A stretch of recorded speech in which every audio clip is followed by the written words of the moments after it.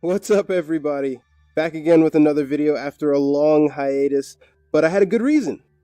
It was my birthday. If some of you guys are friends with me on Facebook, you might have noticed that. You also might have noticed the charity that I was using Facebook to collect money for, and that's Black Girls Code. It's a local Bay Area charity that I've worked with before that is doing a really good altruistic mission, which is teaching young minorities how to code, which is, I think, going to be an essential resource and requirement for the job market in the future. So if you can get them early and teach them how to like and embrace the new languages, I think you're putting youths in a great position for a head start.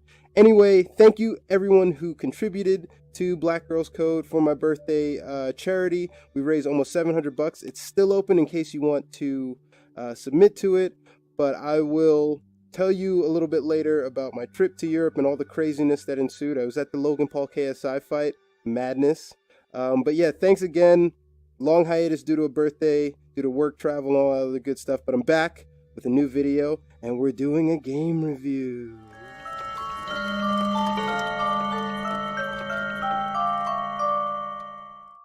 Since this is my first VR review, I want to add a disclaimer that this review is for the Oculus only, but I don't imagine the review would change on other headsets, you know, the PSVR and the Vive and all that other good stuff.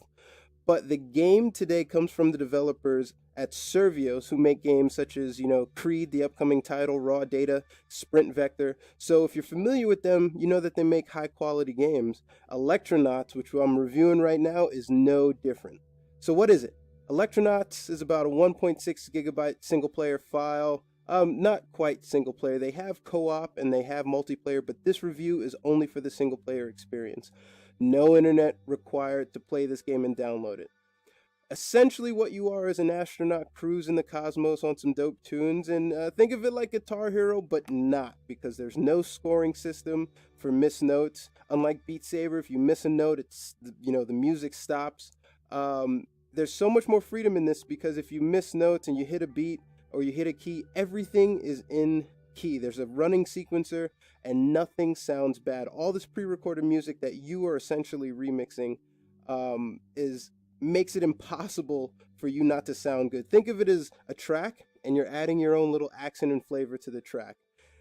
Fun factor, this game is amazingly fun. They have a library of sounds that fit everybody. It's supposed to be a casual game, but depending on, you know, how you're playing it or what you're into, you know, I can see people, you know, rocking out and jamming hard, you know, hitting the drums and scratching with the vocals.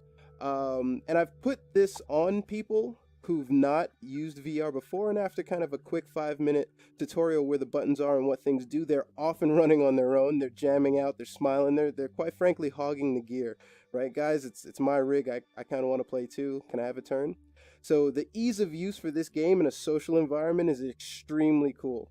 Extremely easy to use. And its immersion and interactivity is great because those same people and myself get lost in the world directly from the intro screen. The graphics are smooth and it's more of an arcade style feel, but the graphics are extremely high quality. No buffering, you know, no statics, a super smooth experience with no bugs on my MSI gaming laptop. You know, check out the specs for my laptop on another video, but the minimum requirements for this game are about a 970 Nvidia with about 8 gigabits of RAM, which most VR users crush with their gear, in my experience. So if you're using VR on a desktop, I assume you're fine. This game comes full of most things that you recognize if you are a producer or someone into music. You know, it's got tracks, sequencers, sampling, filters, phasers, track cuts, all that good stuff, so that you can just dive right in. It's pretty intuitive in terms of a gameplay standpoint. Excuse me, I'm super excited. I'm stumbling over my words. Another one of the cool features is the external camera, so that people watching on your desktop or, you know, connected to an external monitor can watch you in game and also listen to the music that you're making inside the app. You know, you're constantly reaching for the knobs and doing things that influence the way it sounds. And I really wish that all VR games had this kind of third-party camera experience. You know, they have the camera option of displaying what I'm seeing, displaying the world around me in 360, or displaying a front-end camera to my player. Really intuitive. And again, I wish a lot of VR games adopted that, but most VR games only allow you to see what's directly in front of you. The experience is not nauseating, but it really is hard to lose your spatial awareness again. If you're reaching for those knobs, you might hit a table or something. So make sure you have enough room, but it's not crazily out of reach, right? Everything is within your periphery. And again, like it's really not nauseating, which the comfort level of this game is pretty smooth, pretty green, that normal non-VR users can hop in and not really experience any dizziness or wobbliness. They're just listening and playing the game. The downside, I think, if I have any, is that if something is going to induce a seizure, it's this game, right? There's a lot of flashing lights. It's basically a virtual rave where you control the music.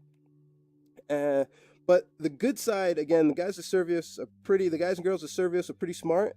You can reduce the saturation and hue and pulsation of the light. So you can make it black and white, and you can kind of slow it way down in case you're finding that you're getting nauseous, or if you have a sensitivity to light that induces epileptic seizures.